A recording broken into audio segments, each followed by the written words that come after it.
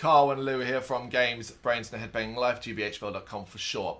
It is the Nasties, and we are looking at, it's been a while, a Nazi-ploitation horror movie. Yes. The Beast in Heat, or SS Hell Camp, aka La Bestia in Colori. 1977 Italian exploitation film, directed, written and edited by Luigi Bazzella. Unsurprisingly, The Beast in Heat, SS Hell Camp, has no UK re-release. That should come as no surprise to anyone. Most of these Nazi-ploitation movies don't have UK re-releases. You can't get them on DVD and Blu-ray and stuff like that. You can find them on streaming through the distribution on other channels, which is how we saw this movie. But I don't know if it's because they haven't been resubmitted that they haven't. Because on reflection, looking at this movie, it's okay. Yeah. There are a couple of things we're like, but why? Yeah. I mean, one particularly.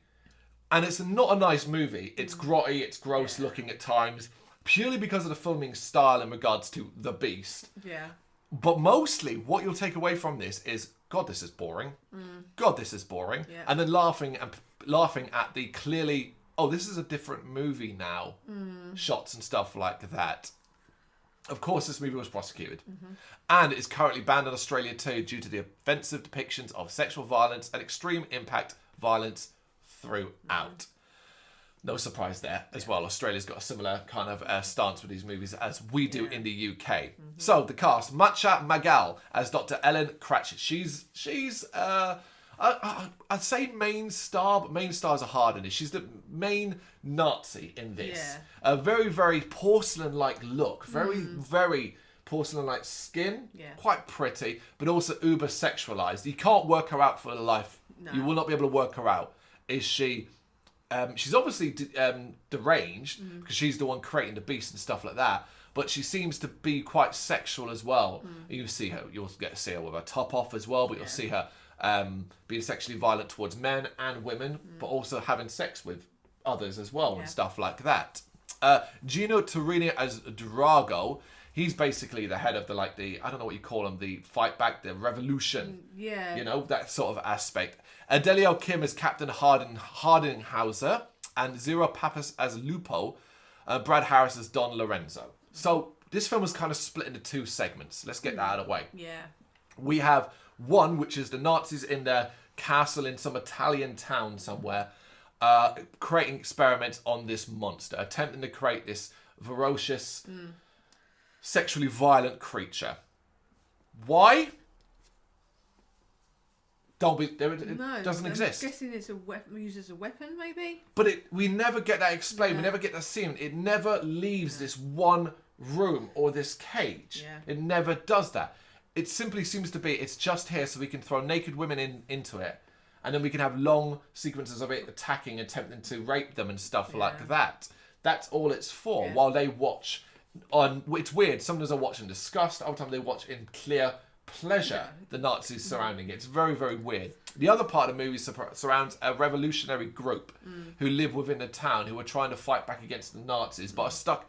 Their side is a little bit more interesting because they're stuck between this difficulty of having the town under the cosh of the Nazis, but wanting to fight back and not put the town at risk, which is what consistently happens. And they're led by a guy who basically, he wants to stop the Nazis by peaceful methods. Yeah. And it's like, dude, it doesn't work out that way, of course, as well. But it is like, dude, you know? It does feel like this part is tacked on to kind of like justify the use of the Nazis in the film. Because you must wonder when these people making these films, like, Nazi, using the Nazi sigils, is it sigils? Yeah, symbolisms, using them as main focus in your film. Like, let's throw in some revolutionary, so it's kind of like, they're part of it, but look at these guys fighting back. Still problematic, but of course I wonder if that's their theory, and they try and balance it out by going, look, it's not all Nazis and tits, it's people fighting for justice. You could almost see this movie, almost to a certain degree, as being like, oh, we were trying to make a sort of war movie, and then but we were, and then we just started jamming in these horror bits, the nasty bits alongside it. It never feels like it fits. It never feels like we're watching a whole movie. You feel like you're watching two movies cut up and then put together, because you'd be like, okay, well, with the revolutionaries, they're blowing up a train tracks, they're doing this and so on.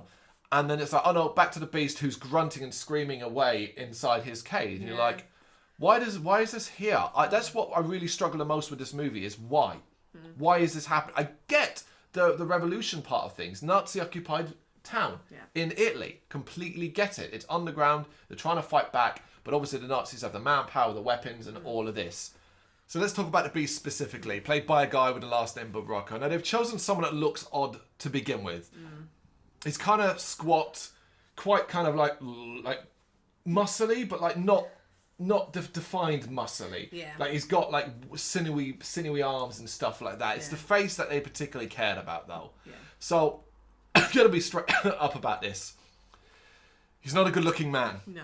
And they've kind of enhanced that by giving him a unibrow, and he's got bad teeth and stuff like that. But also, what they want to do is they keep the camera really up close to him and at odd angles. And they've told him gun constantly, just gun. Yeah. So like the camera will be like there, and it'll be like ooh, ooh, ooh, like that towards it, and that's all the noises and stuff he makes. It's actually really fucking annoying. Yeah. Not entertaining. Because he seems always dragged out. Yes, it really is dragged out because ultimately. He's like apparently kept like a diet of mega aphrodisiacs. That's to make him super horny basically. And then we get women from the village tortured and brought there and thrown into him. Then what you get is very long-winded, drawn out sequences of him climbing on top of them and pulling at them while they're trying to fight him off. It's shot, dare I say, use this word, almost tastefully. In the fact you never see anything. You would think with the amount of flinging and kicking out and arms and legs and rolling around that's happened, you would think you'd see an errant knob or, a bit of vagina or stuff like that. You never see any of that. No. You see boobs, obviously, boobs, that kind of thing. But I presume the editors spent ages trawling through it to try and make sure there was nothing obvious there. And even like the fact that the rape, so to speak, and I'm doing those fingers is because it's implied rape more than anything else. The positions of the body, it's all that sort of silly stuff, It's like, okay, he's apparently raping him, yet his torso was on their chest, that kind of thing. It's like, it doesn't match up, and that kind of... So, it's easier to stomach purely because it's done so poorly, I think. It's so tacky looking. Yeah. But it is sexualised violence, man on women. Again, it's a nasty fucking favourite. Yeah. However, that's not to suggest it isn't sexualised violence on the opposite, because this is one thing the Beast in Heat, aka SS Hellcamp, does differently. And there are torture scenes as well. It's not just the Beast. We have torture scenes which include a sweeping shot of this room where lots of women are being tortured, electric shock, fingernails being pulled off, and stuff like that. But it's a part where a load of men are hung up and being tortured by the SS officer Ellen Crotched. And they're naked, and you do actually see penis here. Yep. So hey, big up the fairness. Really bleak looking dungeon room. I just appreciate the fairness. If we're going to have sexualised violence towards women, let's have sexualised violence towards men. Either, if you're going to get banned, might as well get banned on both counts. And they're sort of hanging up, and she's basically... She's trying to tease the men to try and get them hard. That's basically what she's doing. Yeah. She takes her top off, and there's one in particular she's trying to tease, and he's not having none of it.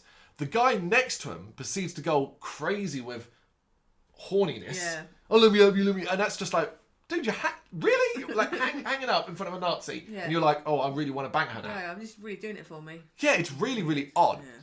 But she like smiles and laughs, but then proceeds to cut his penis off. You obviously don't see that. Yeah. Of course you don't see that. But it's implied. But it sounds so strange to say. It's just nice to have that element rather than the other. Yeah. Because let's talk about probably the most controversial moment in this film. Generally the one where you're like, oh, okay. So earlier on I'd said about the rape and all that you don't really see much in the way of vaginas. You will in this next shot, because probably the most famous and infamous moment in this, and totally one of the reasons why it's banned, is the pubic hair ripping and eating scene.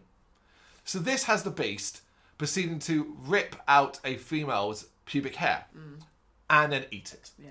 But it's not just like once. He goes back 2 or 3 times. Yeah. And you see it. That kind of thing. He pulls it off and there's blood left behind and stuff. And don't get me wrong. It's like he might as well just be pulling sand off. Yeah. Like it comes out that easily. You know what I mean? Like there's no tugging and tearing. He just almost scrapes it off. Yeah. But it's not nice. No. And the fact he eats it as well is even more like, oh. that's gross. It's like, because we can watch these films and go, other than the obviously the overall story, you go, well, that's why it got in trouble. Mm-hmm. That moment there. Yeah, it's one of those obviously. Oh, that's a problem there. You know, up to that point, you'd be like, well, that clearly isn't okay, and that clearly isn't okay. And you're like, nope, there it is. There you go. That's the one. Yeah. That's the one up. But here's the thing, I don't really get it. That could be easily cut out. Yeah. Easily cut out. Doesn't need this film to be banned. I mean, it should be banned just because it's bad. Yeah. But, like, it's just like, you could. That's a scene that could easily be cut out. Yeah. And it wouldn't. Definitely. No. Who's going to miss it? Who's going to be like, oh, man, I really missed the pube-eating hair scene? Yeah. You're just not going to. But in between all of that, we keep cutting back to the revolutionaries and the arguments between them. The fact we've got a guy who doesn't want to do harm. We have a local priest who says, oh my God, my favourite line possibly in any nasty ever. And when he's talking to them about God. And it's something along the lines of, it's all dubbed better than mine. And his dubbing says, oh, you know, look to God. God's the best. And I laugh my head off. It's just that God's the best. The way he says it, I can't do it justice. It's so funny. You're like, did he say God's the best? Like, Guys. I mean, I guess with your priest, God is the best. Yeah, but just the way he comes out of it. It sounds so hippified the way he says it. He's like, come on, guys, God's the best. You know, let's go and pray, hey, and stuff like that. But, you know, we do get a lot of almost war stuff in this movie. Now, one of the things that is about this famous as well is that it utilizes footage from another movie created by Luigi Bazzella, another movie he did, which was more of a war thing. So what he's done is he's added lots of footage in this that's a completely different quality. So obviously. Like, it was so funny. We're like, well, that's not the same movie. No. That's clearly not the same movie, but they're always used for when Nazis are moving en masse. Yeah. So, like, through the hills, you'll have convoys and stuff like that. That's fine. Yeah. But it's like... Make it match up a bit more, guys. It's so obviously different. It might as well be going from colour to black and white. That's how obvious it is. I'm sometimes wondering why these films are not in black and white. I sometimes wonder, were they trying to be more arty and go, let's put them in black and white. We might get some more points then. Yeah, but then it wouldn't be less than, you know, you don't have the colour red and blood and stuff like that, do you? So you'd lack that aspect of it. And it will all just lead into a big old shootout as the Nazis enter the town and angry that they can't, find the leaders of the revolutionaries. They attack the people. Again, you get another pretty unnecessary violent scene here as some Nazi officers attack a woman who happens to be the sister of one of the revolutionaries, and he shoots her in the vagina. Like, he puts the gun inside her and shoots her and stuff like that. There's your problematic stuff. Yeah. Obviously. But it does eventually, obviously, lead to a big shootout. And it's that kind of silly shootout where people are constantly shooting a gun and then someone goes, oh, and then falls over. Yeah. And there's very little blood in the way of that. But lots of people die. It's kind of fun. The shootout aspect is kind of fun because there's a lot of running and gunning in the hills of Italy. Yeah. And the film looks nice. It's set in a nice location. Yeah. You know, that aspect's kind of cool. You know, so I got no problem with that. It's almost like, yeah, this would be fine if it was a war movie. Yeah. It's just the other stuff I don't like. Because obviously they eventually end up at a castle. They break in and attack the Nazis. And they end up... It's weird. Here's a weird ending. So... The Beast, his cage is open, yet he's still in there attacking them. When they come in, find all that, and basically they attack the Dr. Ellen, and she ends up being grabbed by the Beast and dragged into the cage. Yeah. And then he starts to rape her, and it's like, oh, she gets her comeuppance. And it's just kind of like, is that comeuppance though, so to speak, in the same way? Because what I didn't understand was when we first entered that room, the door's open, the cage is open, the Beast could walk out any time it wants. Yeah. I mean, yeah, it's weird. They could have done more with that. I get the comeuppance of her, like, oh, well, you create him, now you get fucked by him, basically, you know, that aspect. But he end up watching for a bit as the Beast, and she screams, and it's long, they stand and watch for like a good 30 seconds before deciding to shoot them both with bullets and kill them anyway. And it's like, okay, all right, fine. And that's that. And you come away, again, the big question is the biggest flaw in this movie, I know it sounds crazy, the biggest flaw is a plot device for me. And it's simply the why. Yeah. The why of this Beast. The why of the Beast, you know, if you're like, okay, we're going to then unleash these on the Allied forces, or we're going to unleash these in the villages and stuff like that, and they'll attack the women, which will distract the Allied forces. Say it. Yeah. Say what your plan is, other than all we've got is just weird Nazi experiments, and that's fine. We all know what the Nazis do. We know they love their experimentation. Yeah. We've seen lots of shit, you know, one minute they're cracking open the Ark of the Covenant, the next minute they're after the glass of gold, whatever that thing's called. The Holy Grail. Holy Grail, a glass of you know, to creating zombies or paranormal things, to creating sexually active beast men Yeah. and aspects like that. But the end result is just, it's bad. Yeah. It's a bad movie. Yeah. Now, we've seen a few of the Nazi exploitations. A few. Do you think this one's more memorable than perhaps some of the other ones we've seen? I feel like it sometimes... Love Camp. Oh, God. The two women and it's gone back a bit, quite a while back. It's weird. I don't think it's as much... When it's problematic, there's some real okay. Mm-hmm. But having to have a storyline is weird. It kind of like dilutes it almost. Yeah. It does play it down. It does play it down, and it does make it more shocking. Is because, we do start off with the beast, so you kind of dropped immediately in to here's the monster, and this is what you can expect. A lot of the time you'll be like, okay, cool, now I'm just following the revolutionaries. They're having conversations, they're planning their attacks and all that. Oh no, he's eating pubes. Yeah. Where did that come from? Yeah. It's that aspect. And that's what I think this film was going out of its way to do. To shock you. Yeah. And I think at the time, 1977, it would have massively succeeded. Yeah. Succeeded.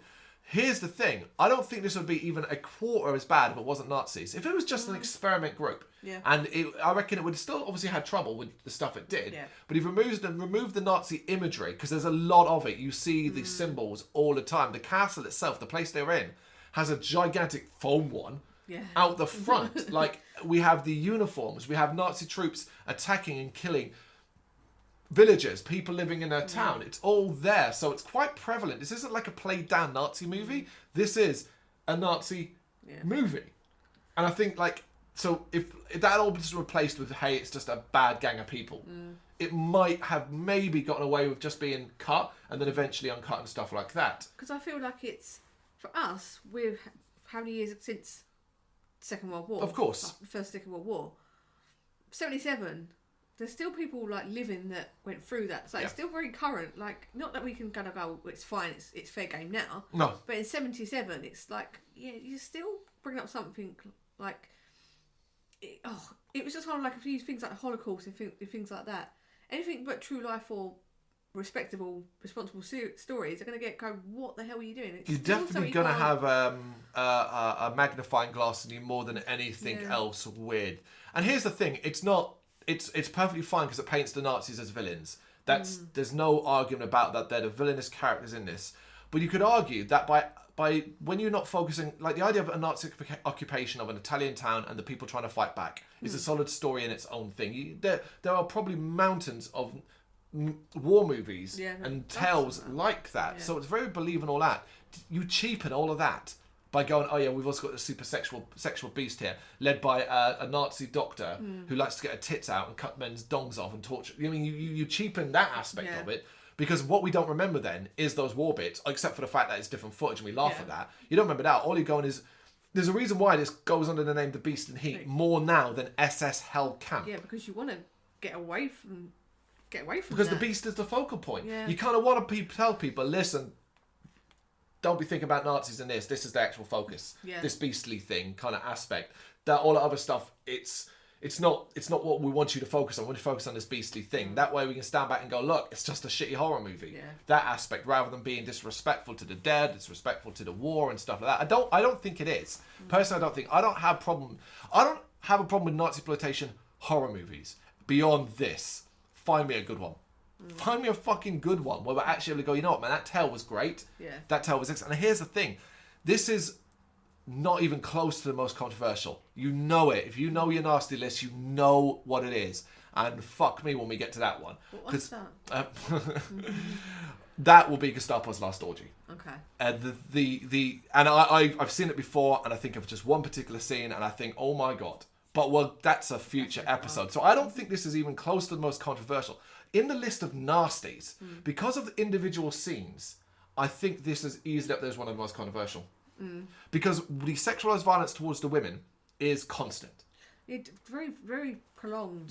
Yeah, and the fact that there's always a crowd of people watching as well. That extra element of it is always, it makes it a lot more sinister. It does, particularly when we're smiling, or we have these Nazi women who look like twins. Also look like they're about to puke because they're all really pale and the makeup's terrible. But they're often watching. And 1 minute they'll be sort of stoic, Another, they'd be smiling and enjoying it. It's a weird contrast. But simply put, then you just have those uber violent moments, whether it be the sexualization with the men and the cutting of the dicks off to the torture of women, and obviously the pube tearing scenes, stuff like that. That's what puts this up there as one of the more controversial ones. The fact that, you know, you started by going, it's a Nazi-exploitation movie, and that's why I started this video, was a real big hint. We're dealing with difficult territory here. Yeah. But hey, if you've got a different thought on it and you really like it, let us know in the comments.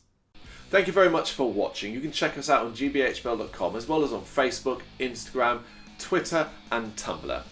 Go to Patreon to help us out over there. That's patreon.com/gbhbl, as well as Big Cartel, where you can find some of our merchandise.